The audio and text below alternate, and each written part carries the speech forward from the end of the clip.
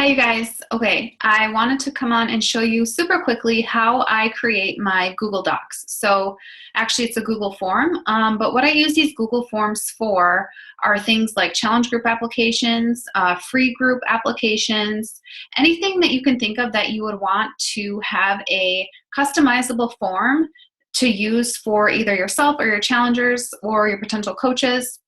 This is what I use that for.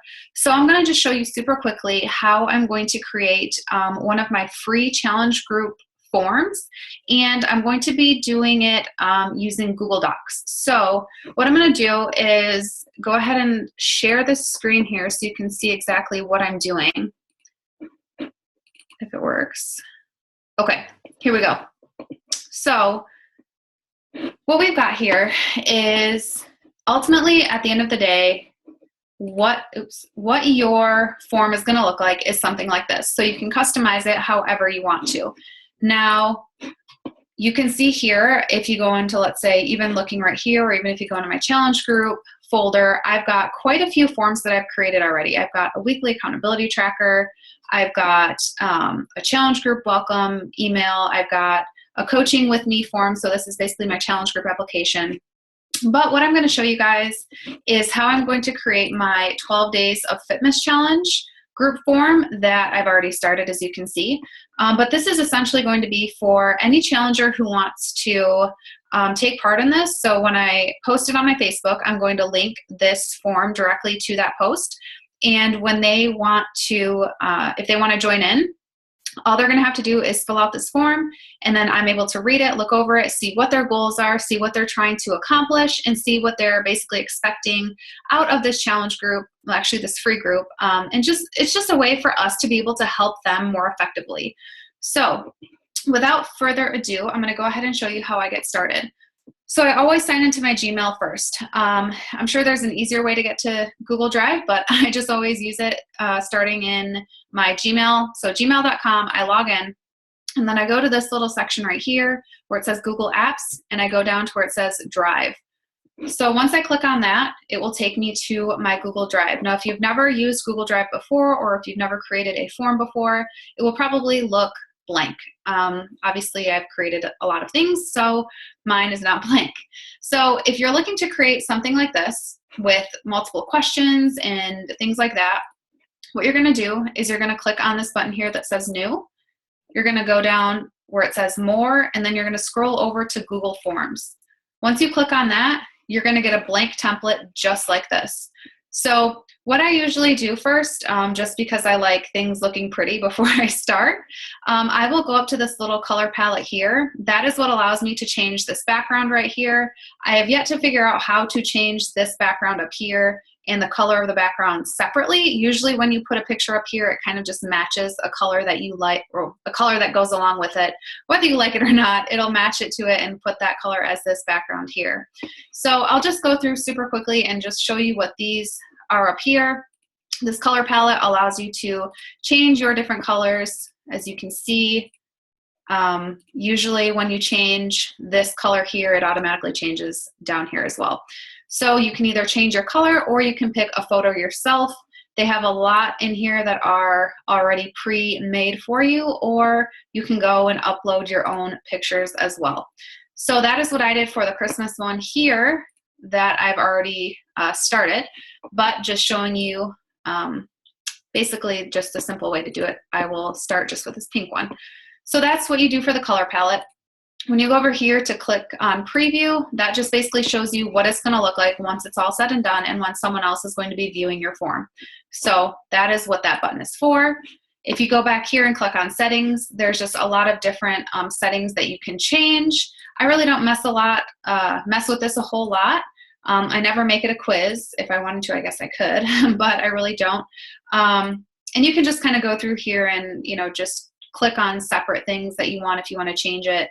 But usually I don't change anything at all in here. So you can scroll through that and look through it if you want to, but I don't do much with it. So this send button here, I use this all the time. For sending, I never really send it to anyone unless I specifically want to share it with one person. But what I do is over here where you've got this little paperclip button, this will provide you the link to this form for people to fill out. So it doesn't give that person the link to edit it. It will only give them the link to fill out the form as they see it. So usually I click shorten URL just because it's a little bit, obviously it's shorter, it looks a little bit better, more clean. And then I copy and paste to whoever I want to send it to, or to whatever post I want to incorporate it in. And then this is if you want to embed it in some type of website, which I usually, I haven't done that yet. So that is what that button is for. And then here, there's just more options. You can print, you can add collaborators to it. Like I said, I never really use these up here at all. And it's not necessarily anything that you need to worry too much about if you're just focusing on creating a form and making it easy for somebody to fill out. So I'm going to go over to this form since I've already started it. All I've done is I've changed the title here to 12 Days of Fitmas. I went up here into the color palette and I selected a photo. I've actually got a folder that's titled graphics that I've just saved a few Christmas pictures in. So I decided to go with this red one right here, and that's what it turns out to, and it kind of made this little pink background here. So I can go ahead and add a description. I'm not really sure what I'm gonna put yet, but I can say something like, welcome to the 12 Days of Fitmas free group. And then I can go on to say whatever else I want to. So that's a little description part. Then once I click down here, this is where I start filling out the questions. So obviously I'm going to want to know what their name is. And usually when it's someone's name, it's just going to be in short answer form. So when you click over here, so obviously I wanted someone's name and I want them to write in what their name is. So you can click over here and you can make it a short answer, which for someone's name, obviously that's all you would need. You can make it in paragraph form, which you wouldn't need obviously for someone's name. But there are, options to make it multiple choice, checkbox, drop down, all these different things over here that you can mess with if you have questions that are more, more detailed. So let's say here, if this one, I just want it to be the person's name. I'm going to go over here, click add question. That's going to take me down to the next one. And let's say if I want my second question to be, what do you struggle with most during the holiday season with your health and fitness? So this could be a longer answer. So here I will create a paragraph. That way they have a little more space to work with. And what I usually like to do also is make this required. That way people can't skip over the questions. If you don't really care about a specific question, you don't have to make it required, but this is something that I do like to do. That way people don't skip over the questions, and that way they can fill out everything so you know as much about them as possible. And let's say the third question here, let's make it a multiple choice, and let's say just a random question. What is your favorite holiday treat? Just a random question here. And let's make it multiple choice. And we have option 1, we'll put cookies. All you have to do here is click option 2 and we'll put chocolate. Option 3, cake, whatever. And then you can put here to add other. You can have that form there, and when they see the form, they're able to type in their answer here. Once they click on that, they're able to type it in and make up their own answer. Sorry, my chair is a little bit squeaky if you can hear it. Okay, so that's how that works. It's super easy to create questions. It's very simple to figure out which style of question you want to make, whether it's checkboxes, you can do a drop-down menu, you can do all sorts of things. A linear scale, if you say like, on a scale of 1 to 10, how excited are you for Christmas? And then, you can label it from 0 to 10 or 1 to 10 or whatever. Let's say 1 to 10. You could do not excited, and then label 10 would be super excited. So super simple. And then once you actually add a new question, you can see how it popped up like this. So the person's able to answer from 1 to 10. You can just kind of get an assessment of where they're at. So One thing I do want to show you too that's pretty cool, and it's actually not in this form, and I won't be doing it in this form, but you can go over here, you can add specific titles.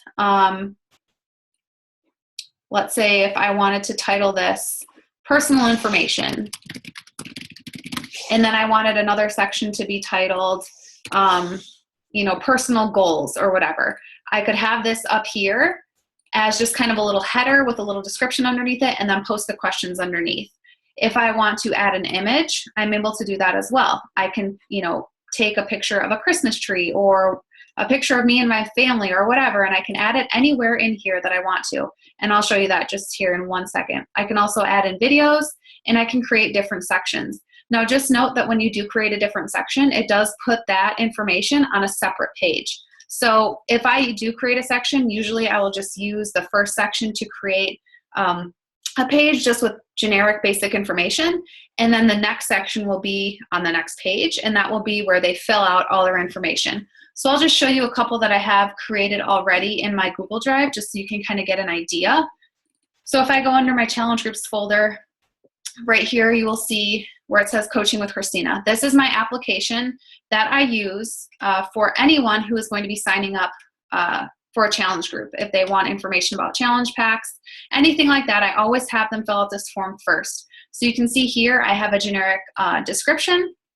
I also created a video letting them know what my challenge groups are about. Now this I had to create, upload it on YouTube, and then upload it into this document in order for it to be here. It's only like a 2 or 3 minute video. I am not sure if there's a length, requirement, or if there's like, it has to be between a certain length. I don't think there is, but either way, mine's 2 to 3 minutes and that's it. So that's what that video is. And then I've also added just a quick picture right here of me a couple of years ago, me this year.